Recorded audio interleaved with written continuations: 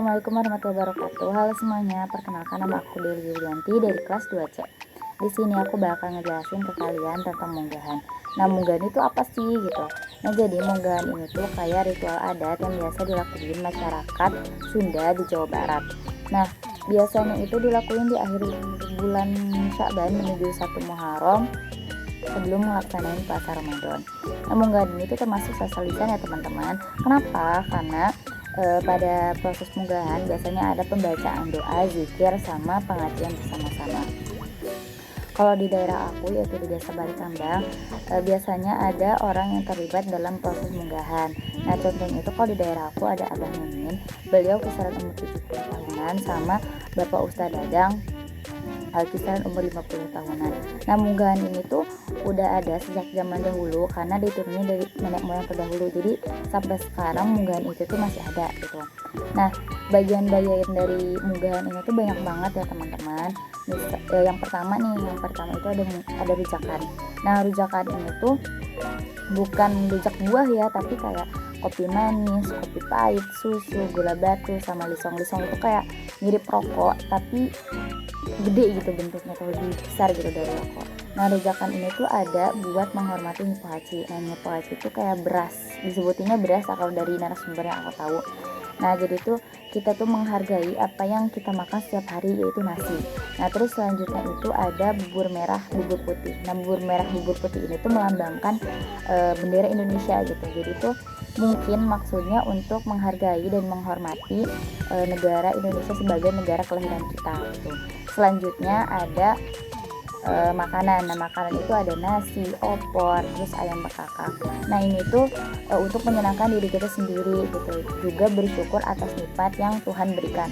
Fungsi dari munggahan ini tuh nggak lain dari memperingati bulan suci Ramadan sama menyenangkan diri sendiri gitu. Jadi menyenangkan diri kita sendiri dengan makanan yang ada gitu. Selain itu lewat makanan yang ada itu kita bisa bersilaturahmi kepada tetangga-tetangga kita gitu, orang terdekat kita, supaya dia juga bisa mencicipi makanan dan merasa senang sebelum bulan puasa gitu. Pelaksanaannya itu benar-benar nguras waktu. Dari mulai pagi kita itu harus pergi ke pasar buat beli bahan-bahannya, terus siangnya kita ngolah menjadi berbagai makanan terus kayak nasi, ayam, ayam bekakak gitu. Nah, kalau misalkan udah selesai semuanya, kisaran sore itu baru selesai, kita tinggal nunggu Abah Mimin buat bacain doanya. Kalau misalkan udah dibacain doa, baru kita boleh makan makanan itu. Ada 2 pendapat yang aku dapat mengenai munggahan itu sebenarnya wajib dilakuin atau enggak sih. Nah, menurut Abah Mimin, munggahan ini tuh sebenarnya wajib dilakuin, tapi menurut adat.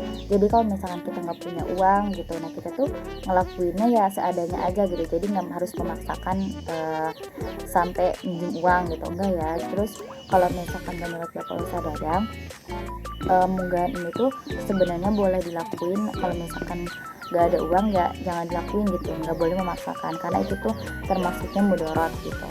Nah, dari munggahan ini tuh ada nilai-nilai yang dapat kita ambil, misalnya nilai agama. Nah, melalui munggahan ini tuh kita bisa meningkatkan iman dan takwa kita melalui munggahan dengan bersyukur atas nikmat yang Tuhan berikan. Terus selanjutnya itu ada nilai sosial. Nah, dengan munggahan ini tuh kita bisa memberi kepada sesama, yaitu ke tetangga atau enggak saudara-saudara terdekat.